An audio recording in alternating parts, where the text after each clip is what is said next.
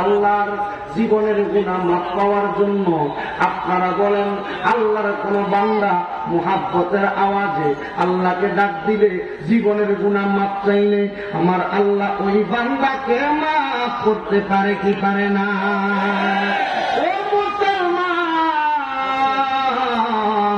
নবীর উম্মতের দলেরা আমি এবার ধারাবাহিক কথার মধ্যে চলে যাই যে আজকের জান্নাতের বাগানের যিনি প্রধান অতিথি শেখ আল্লামা সৈয়দ মুকাররম বারী মুত্তাজিল্লাহুল আলী হুজুর কেবলা আমি আমার আলোচনা শেষ করার আগে দুরূদ শরীফের ফজিলতের কথা বলেছি, হারাম খাওয়া ছাড়তে বলেছি, মা বোনের পর্দার কথা বলেছি, এই তিনটা বিষয়ের উপরে কথা বলে সর্বশেষ যত ইবাদত আপনি করেন না কেন সব ইবাদত আপনার তুচ্ছ হয়ে যাবে যদি আপনি বাড়ির মধ্যে যাইয়া আপনার মা বাবাকে ভাত না দেন, মা বাপকে আলাদা করে দেন, মা বাপকে জুদা করে দেন, তাহলে আপনারা বলেন আম্মা আব্বার কলিজায় আঘাত দিলে যদি সকল ইবাদত তুচ্ছ হয়ে যায় আমরা ওই আম্মা আব্বার খেদমত করার দরকার আছে না?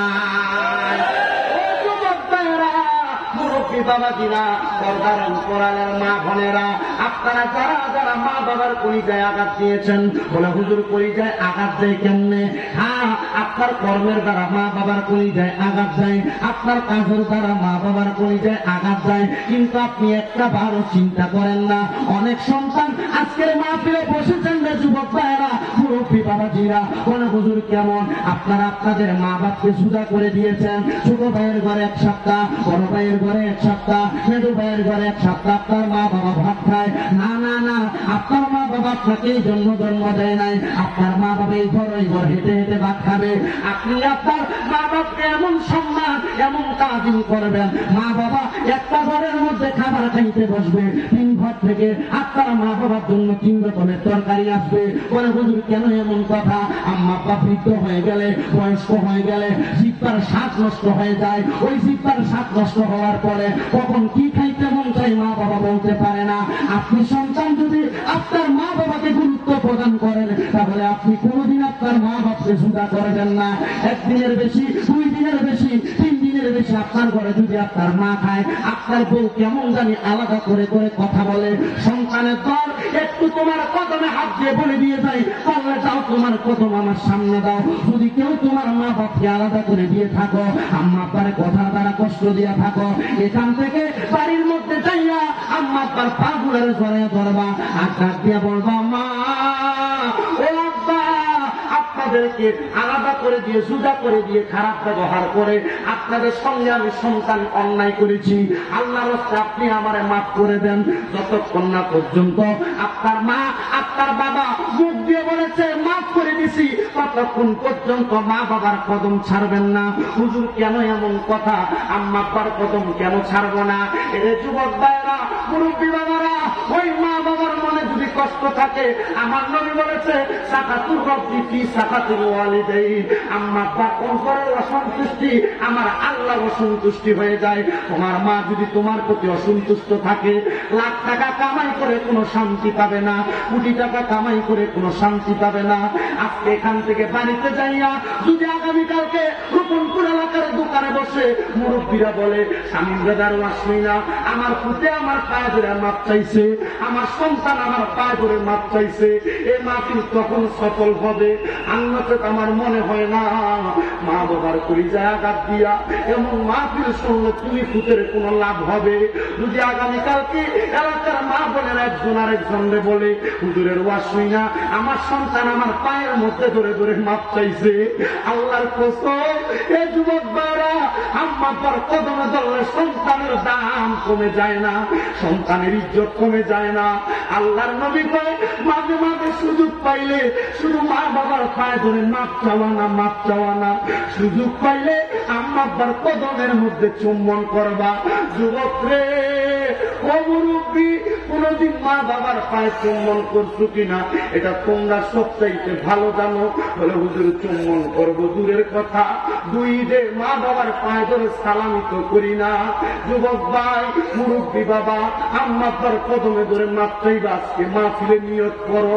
কিন্তু অনেকে চিন্তা করে, হুজুর যাদের বাড়িতে মা আছে তারা বাড়িতে যাইয়া মার পায়ের মধ্যে ধরে মাপ চাইবো। আমার তো মা নাই, আমি কার পায়ের মধ্যে ধরে মাপ চাইব? হুজুর যাদের বাড়িতে বাবা আছে তারা বাবার পায়ের মধ্যে ধরে মাপ চাইব। আমার তো আব্বা নাই, আমি কার পায়ের মধ্যে ধরে মাপ চাইব? এ সন্তান, তুমি হয়তো তোমার মা বাবার কষ্টের কথা ভুলে গেছো। বাড়িতে মুরগিটা প্রথম দিনটা পারলে তোমার মা তুমি পুতের আগে খাওয়াইতো, তুমি সন্তানের আগে খাওয়াইতো। আব্বাবান দামি কোন লুঙ্গি করতো না, তুমি সন্তানরা দামি জামা কাপড় কিনা পরাইতো। ও আব্বা, আপনার লুঙ্গিটা তো ছিঁড়া, আপনি কেন দামি লুঙ্গি কিনা পরেন না? আব্বা বলতো, আমার বয়স হয়েছে, আমি আব্বা কি এখন আর আরাম করার বয়স আসেনি, অভাবের কথা বলতো না। সন্তান এখন তুমি লাখ লাখ টাকার মালিক, কিন্তু তুমি তোমার আব্বা জানকে 500 টাকা দিয়ে 3-1টা লুঙ্গি পরাইতে পারো না, তোমার আব্বা কবরে।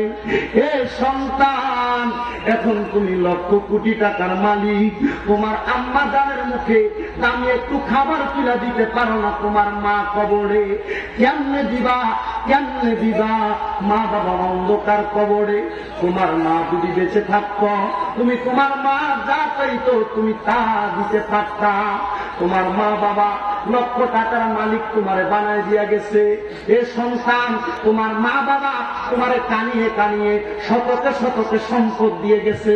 ওই সম্পদ তোমার মা বাবা এমনি এমনি দিয়া যায় নাই। ওই সম্পদ দেওয়ার পরে যদি তুমি তোমার মা বাবার জন্য কোনো কিছু না করতে পারো, সন্তান তোমার মতো হতভাগার কেউ নাই। আজকের মাহফিলে লক্ষ টাকার মালিক বসেছেন, কোটি টাকার মালিক বসেছেন। এই রকমপুর গ্রামের, রকমপুর জামে মসজিদের কত সুন্দর কাজ শুরু হয়ে যাবে। আজকের মাহফিলে যারা বসেছেন, আম্মা আব্বার রেখে যাওয়া সম্পদ থেকে অথবা নিজের অর্জিত সম্পদ থেকে এই রকমপুর জামে মসজিদের জন্য যদি কোনো মায়ের প্রেমিক থাকেন, বাবার প্রেমিক থাকেন, হাতটা বাড়াইয়া বলবেন, হুজুর আমি আমার মা বাপকে বড় ভালোবাসি, আমার মা বাবার নামে এই মসজিদের কাজের জন্য আমি 2 লক্ষ টাকা, 1 লক্ষ টাকা আমি দান করে দিব। আছেন নাকি একজন? হয় 2 লক্ষ টাকা, নয় 1 লক্ষ টাকা মসজিদের কাজের জন্য। এই মসজিদ যতদিন পর্যন্ত থাকবে, যত মানুষ নামাজ পড়বে, তারা নামাজ পড়ে যে সওয়াব পাবে, আপনি মসজিদে 1 লক্ষ টাকা দিয়া একটা মসজিদ বানানোর কাজে সহযোগিতা করলে আপনি সেম সওয়াব পাবেন। বলে হুজুর আমি আমার মা বাবার জন্য দোয়া চাই, আমি 1 নাম্বার 1 লক্ষ টাকা দান করব অথবা 2 লক্ষ টাকা দান করব। কে দিবেন 1 নাম্বার 1 লক্ষ টাকা দেওয়ার মতো কোন মায়ের সন্তান? বলে কোন প্রবাসী আছেন, হুজুর আমার মা বাবার জন্য দোয়া চাই, আমি 1 নাম্বার 1 লক্ষ টাকা দান করব? কেউ আছেন? একজন শুধু বলবেন, হুজুর এরকম আমার মসজিদের জন্য, আমার মা বাবার জন্য আমি দোয়া চাই, এই মসজিদের কাজের জন্য 1 লক্ষ টাকা দিই। একজন মায়ের সন্তান আছে নাকি? একজন হাত ধরে বলুন, হুজুর আমার আম্মা পর্যন্ত দোয়া করবেন। কোন প্রবাসী ভাই যদি থাকেন, এখন না পারেন 5 মাস পরে দিবেন, 5 মাস পরে না পারেন 1 বছর পরে দিবেন। আম্মা পর্যন্ত দোয়া চাই, 1 লক্ষ টাকা দেওয়ার মতো কোন মায়ের সন্তান?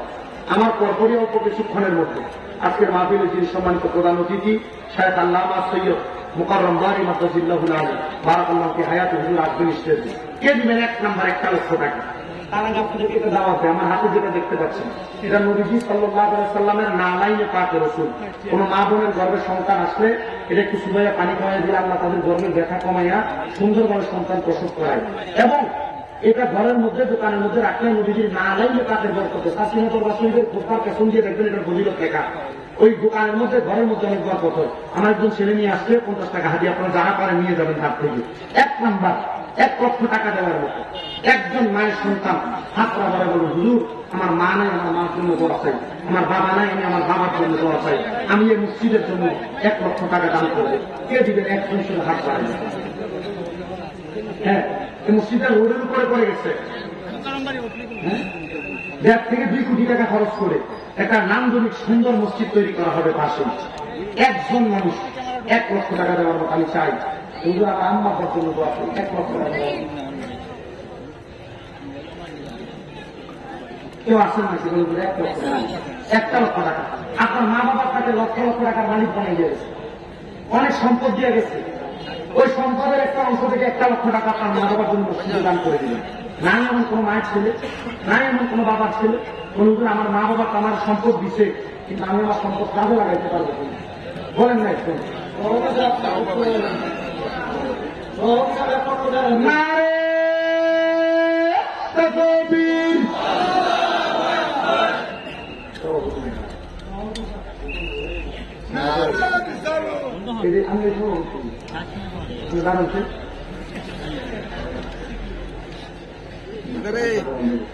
নারে তাকবীর,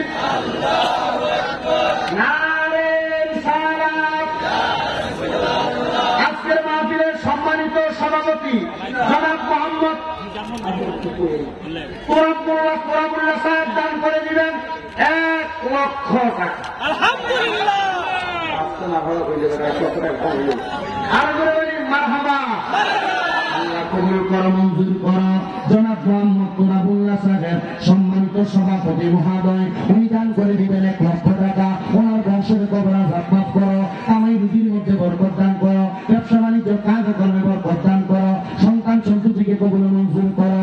রাব্বুল আলামিন আল্লাহ তোরাবুল্লাহ সাহেব সহ ওনার বংশের মানুষ যারা যারা আছে আল্লাহ তাদের প্রত্যেককে আপনি কবুল মঞ্জুর করেন। আল্লাহুম্মা আমিন। ওই আব্দুল করিম সাহেব বাবা কোথায় আপনি? জানেন না আপনাদের কাজ পরিচিত। নারে তাকবীর, নারে রিসালাত। আল্লাহ কবুল করা মঞ্জুর করো। জনাব মোহাম্মদ আব্দুল কাইয়ুম সাহেব সভাপতি মহোদয়ের ভাই মান্দারবাড়ি নিবাসী আব্দুল কাইয়ুম সাহেব ওই দান করে দিলেন 1 লক্ষ টাকা। আল্লাহ কবুল করা মঞ্জুর করো। দানের হাদিয়া সোনার মক্কা মদিনায় পৌঁছাও, কামাই রুজির মধ্যে বরকত দান করো, বংশের কবর আযাব মাফ করো, যারা বেঁচে আছে হায়াতে তাইয়্যিবা নসিব করো। রাব্বুল আলামিন আল্লাহ আব্দুল কাইয়ুম সাহেবের প্রত্যেকটা কাজে কর্মের মধ্যে বরকত দান করো। আমিন আমিন ইয়া রাব্বাল আলামিন। জবান খুলে পড়েন আল্লাহুম্মা আমিন। আমার আম্মার তার জন্য দোয়া চাইয়া আমি দান করবো 3 নাম্বার তোরাবুল্লাহ সাহেবের মতো, আব্দুল কাইয়ুম সাহেবের মতো 1 লক্ষ টাকা। 5 মাস পরে দিয়েন, 1 বছর পরে দিয়েন মসজিদের কাজের জন্য। কে দিবেন 3 নাম্বার 1 লক্ষ টাকা?